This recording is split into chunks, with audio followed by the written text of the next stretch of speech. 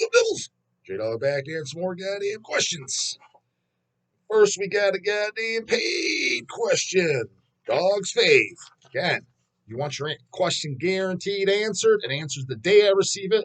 Still got to wait 7 to 10 days for the fucking backload of videos up front to go up first.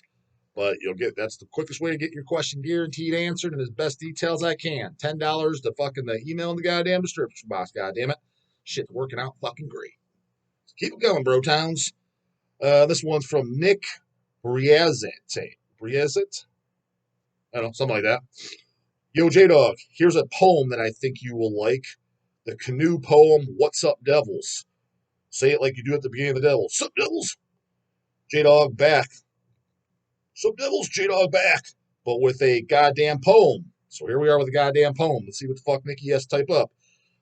Listening to heavy tune skis, I'll show them. But what I shall listen to today, how about some Slipknot? Gay. On the way to work, I hear a sound and said, what is it? Two canoes next to me listening to twink core shit. Sure do, brah. I turned the volume up, cranking that hacked up for barbecue. Oh, nah, it's a banger. 10 of 10s. Definitely the Dog's top 10 fucking albums of all motherfucking time, goddammit. I saw the canoe shirt. The canoe shirt said Whitechapel, and I began to puke. Sure do, too, especially if he's claiming he likes the Tish on top of Twink Chapel. You don't like the goddamn Tish, brah.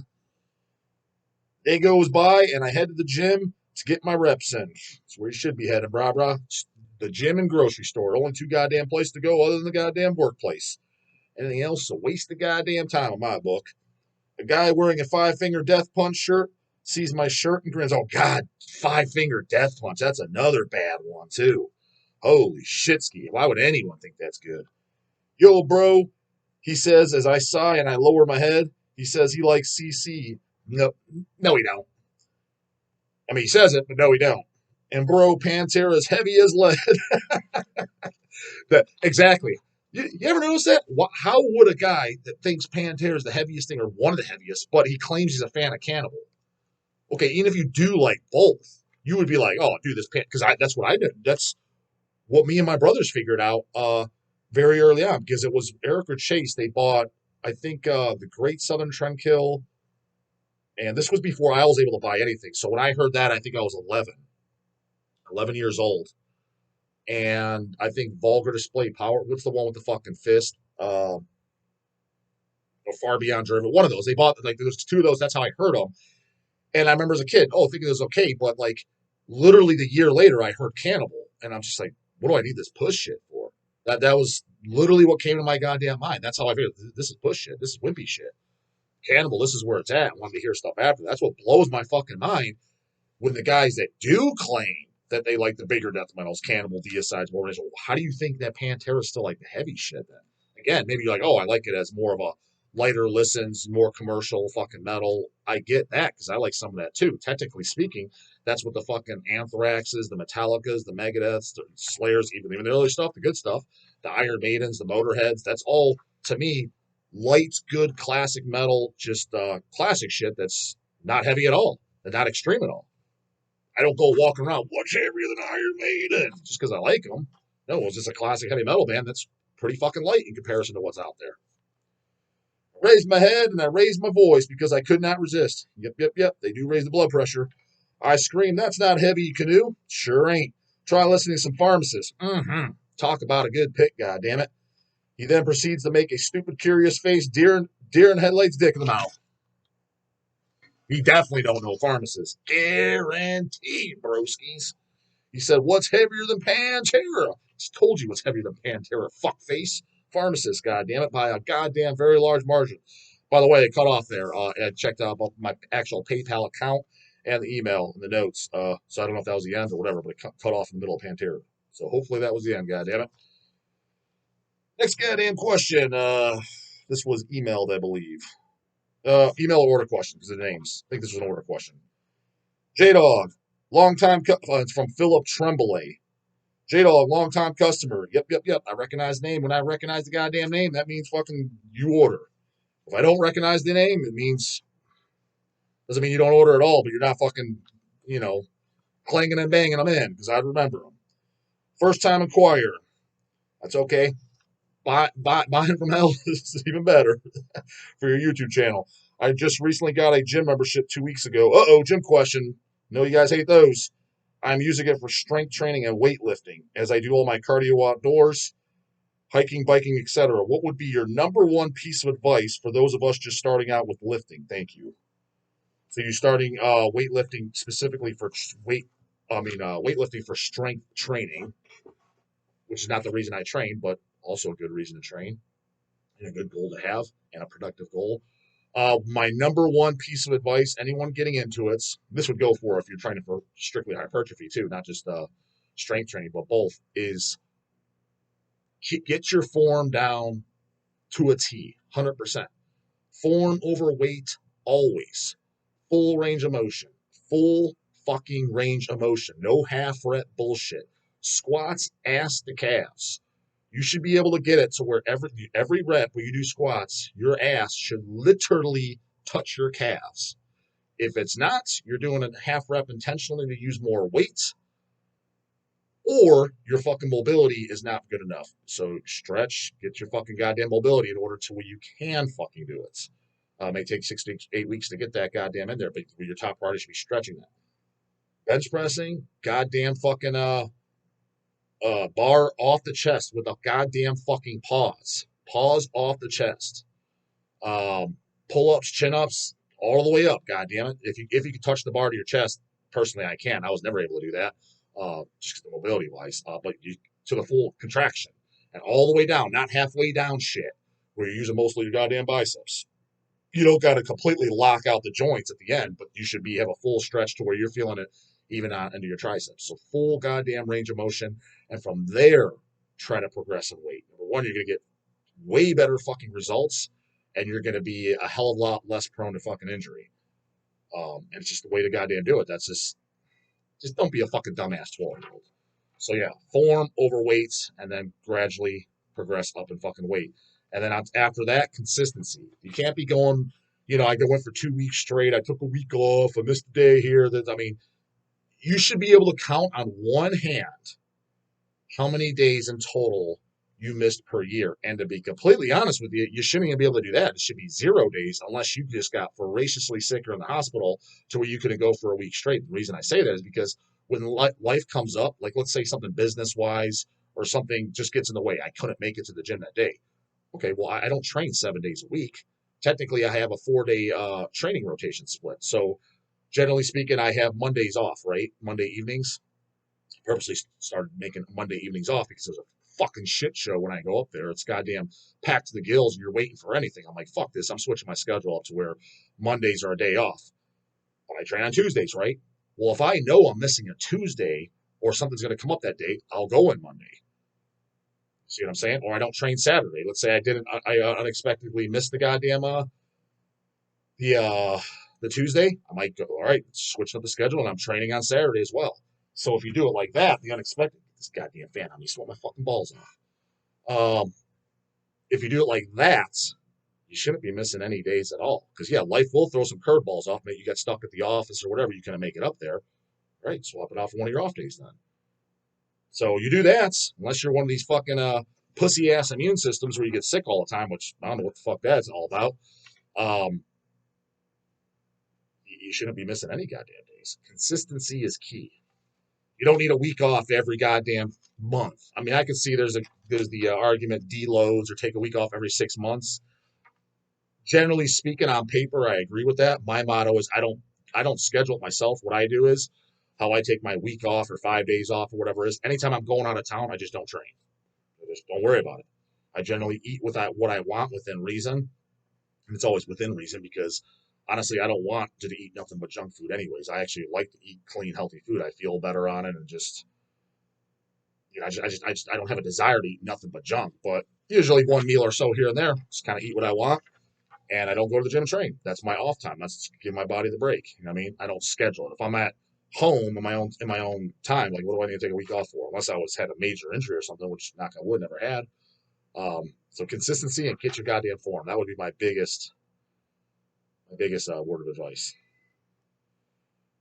Next goddamn question from Reed Jensen. I think it's an order question too. Sup, Dog of the Dead. Any chance you guys will re-release Exhum's Slaughter Cult on vinyl again? I don't know what the fuck I was doing the first time around. First two times around, brah. We pressed it, and then about 6 months later, repressed it. Thoughts and some stickers if you have any. Cheers. No problem, bro town. Funny you brought the Slaughter Cult. I actually just recently brought that up to Eric and Chase, and they were all for it. Um, I was meaning to text Matt Harvey, and I purposely haven't, and I haven't told him that because it's kind of embarrassing. We don't even have the Hemdale Exhumed split out yet. So before I go asking him, I mean, and Matt's a super cool guy. Not that he would say like, "Fucking knobs, you only got this," because part of it is our fault, but there was a delay because we were waiting. Ross Sewage said, "I think I might have photos from that shit like that." Okay, cool. That was actually the interview, the Matt and Ross interview I did. It was at that time. I think it was off camera though. Where Ross was like, "I think I might have files and shit. Let me look." He kind of didn't follow it up. I followed up, and then he's like, "Yeah, looking." Again, didn't follow up, and I followed up. So this is a few months goes by in this time process, and it turns out he's got nothing. Right? Just tell me this because now we're usually holding up the game.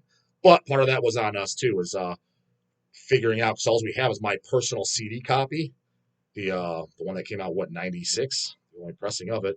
Um, we had to use everything from that because that's all the materials I have. So it's kind of rough on the layout, but hopefully fucking easy ease on it. I know it's on our release schedule for next year to be done and out. So it is on the actual schedule, like inked in, like coming out. So that's a good sign. Now the Slaughter Cult. So we'll see. I'll probably be seeing Matt next Friday. I'm probably going to go to the goddamn Columbus by the time this goes up. Maybe they'll be that day. I don't know. Probably around that time because I'm recording this on the 30th. So yeah, about 9, 10 videos ahead. Yeah, probably around that. So by the time you're watching this, I'll be seeing Exhumed with the Cavalier show. That there's no Cleveland goddamn show, so I got to go to fucking 2 hours Columbus. It's on a Friday though. That's when I'm going to do it. Might bring it up to Matt. We'll see. However, too, I have a feeling that the relapse is going to fuck us and say no because they're going to want to do it themselves, which they didn't want to the first time around. The album wasn't cool enough then, so we'll see. But yes, I absolutely would love to do it myself. But I'd say 40% chance we will, 60% chance we won't, based on the only reason we wouldn't is because of relapse, and I have a 60%. I think 60% chance they're going to say no. Eric Martinio, J-Dog, question for you in the channel. We both know Rika Death Records is the benchmark for bootlegs with their killer artwork, sound quality, and band choices. But what other labels can you think of or recommend that also give Devils some good bang for our buck? So you're talking about bootleg labels. There's Heavy Metal Records, Evil Dead, and Flying Dragon, to name a few. Also, were you a fan of Headache Records back in the day? They put out bootlegs LPs from Cannibal Corpse, Carcass, Autopsy, and Bolt Thrower. Yeah, I definitely have the Cannibal LP, the Carcass LP, the Autopsy LP. I don't think I have the Bolt Thrower boot. I think they might have done a few others. Headache was okay, but a lot of the shows they didn't sound very good. And then the Cannibal Corpse one, it was Born in a Casket, right? I know the demos on there in a live show. The cover artwork, it's like it was like looked like some fucking. It wasn't from some video game or something. So it's kind of like this has nothing to do with the band. So Headache's idea was kind of cool, dealing with bands and death metal bands and shit like that. Which probably should, as far as bootleg labels and stuff like that. Probably the first bootleg label to do like underground stuff that was current at the time because when they were doing it, those bands were pretty new. That was in the early '90s, so and I don't know where they're from. I actually have no idea. I want to say Germany, but it could be even the U.S. I have no idea. I think Germany because I think a couple of mine when I bought them, all my Headache Records boots I bought on eBay in the early 2000s, and I want to say I got a couple from Germany. So maybe that's why I thought they came from Germany, but it could be California for all I know. No clue. No idea who did them. Nothing. Um, One that was cool. I own a handful of boots but I don't know who all I did. It was mostly bigger bands, and the only band I think I own is Iron Maiden. Maybe he did some AC/DC boots. Was Swingin' Pig Records. So what was cool about him is he had original artwork too. He had like the Maiden ones I own. I was like, the cover art was with Eddie and shit. It looked so cool. It's original art. I was like, these official? Like no. I was like, this has got to be a boot. But I was like, I've never seen this art. So that was cool as hell. But I can't say if he did do other stuff. It's probably about a bunch of other bands I don't care about. Like if you did like a Deep Purple boot or something, I wouldn't care. You know, it's not something I would buy. Um,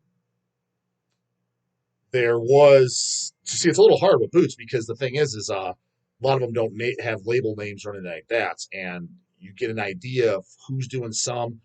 There's one dude in Germany that I know of. I don't know him.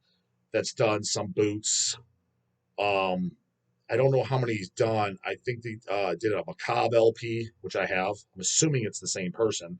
There was only 100 of those made. Maybe this came out about 15 years ago.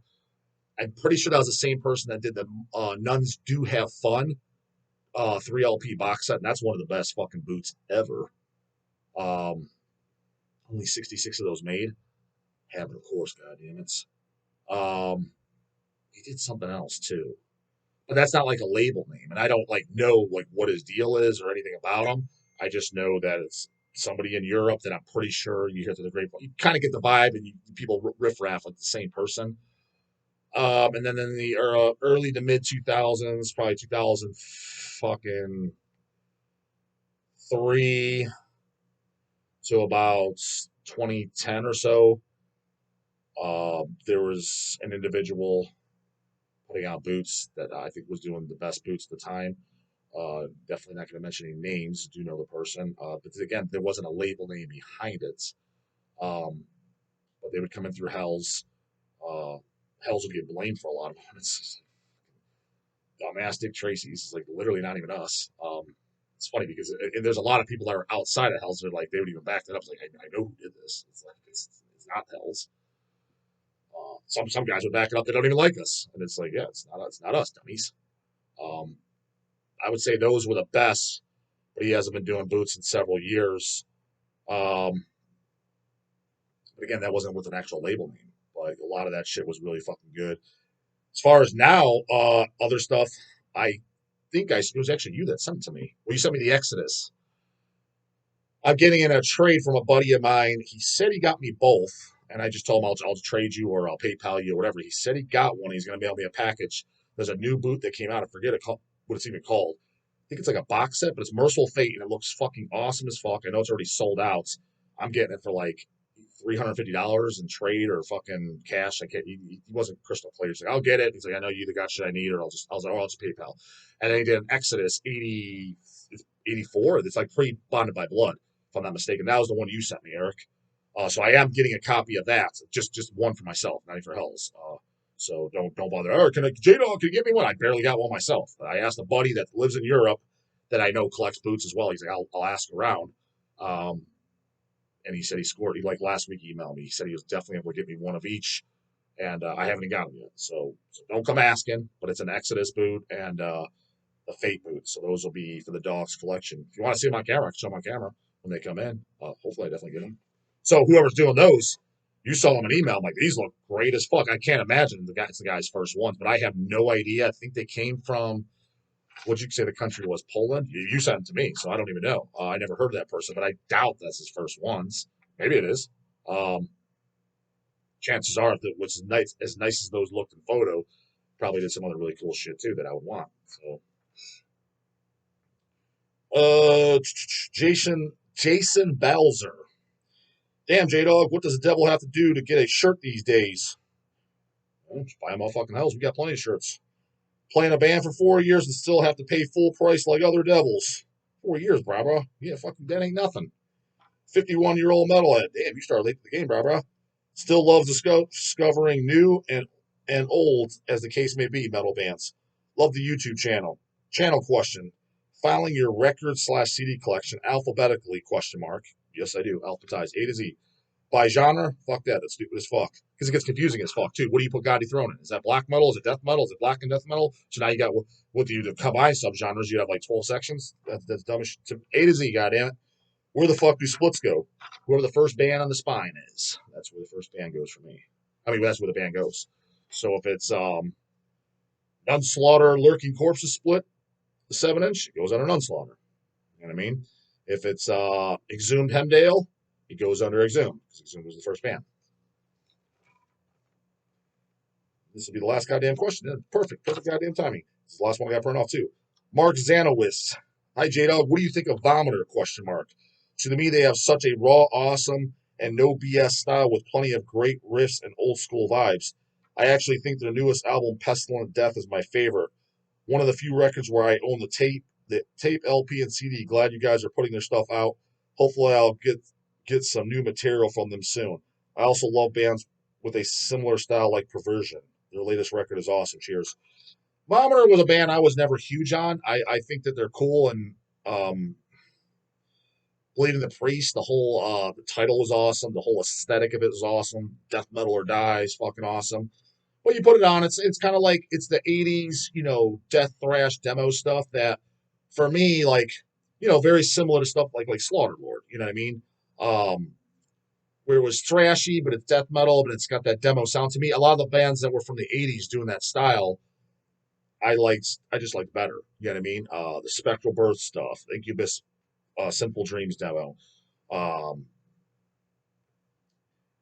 so to me, it was just like, yeah, Bombers, it's cool. I mean, but it just seemed like they didn't have the songs that hit me as well as some of those precursors did. And that doesn't have to be from Australia. Just a lot of bands that are putting their demos out in the '80s that were, stuff like bands like Ex Mortis and Fatal and stuff, where it was, lack of better words, the '80s death metal, but still had that pinch of fucking thrash in there. Bands that were inspired by Possessed and stuff. And we're talking before we hit 1990.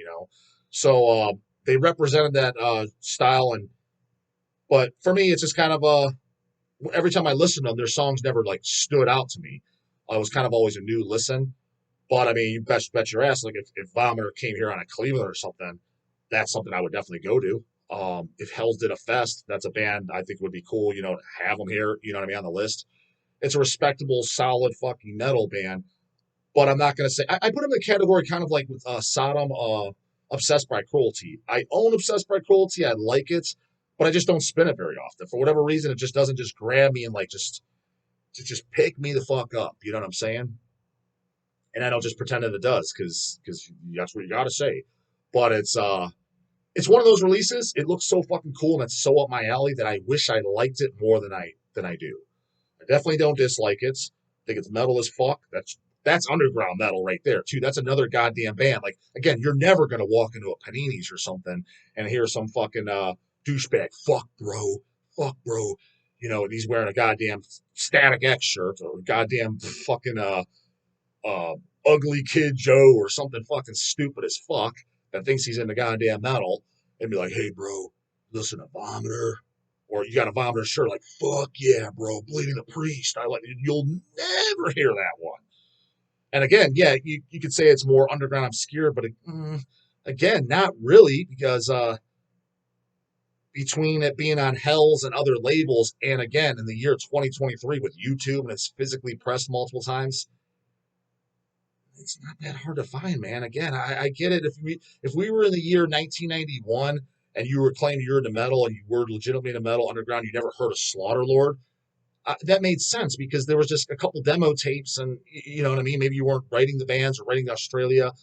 You couldn't just Google search it. It made that was more acceptable. Now it's kind of like, but again, I challenge you going in a trendy situation where the guys, they like commercial metal, they like Panteras, they Megadeths, shit like that. The bigger bands, and they're gonna mention a goddamn Vomiter. You'll never hear them fucking say that. So Vomiter's a band that represents everything about underground metal and what I'm into and what I love, the lifestyle, everything. You see the fucking patches, you see the goddamn metal shirts, you just see the whole image, the aesthetic. I've never seen them live, but I don't need to fucking have to have seen them live to know that there's no goddamn sports jerseys up there. There's no baseball hats. Don't even need to fucking see it. Don't even need that. And here's the thing. I would love to interview those guys too if they fucking ever came here. I'd do an interview. Maybe for shits and grins, I'd bring it up just for channel laughs. But there's no doubt in my mind, if I ask Yvonne, like, yeah, what do you think of a fucking goddamn sports cap on, or sports jersey or baggy blue jeans and shit and a death metal band on stage? What do you think of that, bro, bros? What do you think of that, mates? I'm like, fucking gay as fuck, bro. That'd probably be their response or something along those lines. I can almost guarantee it. I'd put a stack of bennies on the table. So that'd be their answer would be something along those lines. They know it's stupid as fuck. They know it's got no business in there. So yeah. That's Vomitor's another one of those bands that represents underground music. Impiety, denial of God, nunslaughter, sadistic intent, disaster. You know what I mean? That shit, it represents underground metal, deceased. You know what I mean? Where they're up there, they have albums, they've been around a significant amount of time now. I mean, Vomitor's the newest out of them, but still they've been around over 20 years now. But it's, it's underground shit. And anyone that's kind of mentioning those and the out and about, you're like, oh, okay, right out the gate, you're like, this guy, he's in the know. If somebody just throws out Deicide, I'm like, this dude ain't in the know. He might be, but I'm not convinced yet. He throws out the name Vomitor or any of those others I just said that oh shit, he might actually fucking know something. That's where a band like Vomitor stands. That's what kind of class they're in. So that's what I think about them. Comes with surge, you know what to do. When the guns boss gets right in the morning later, goddamn it.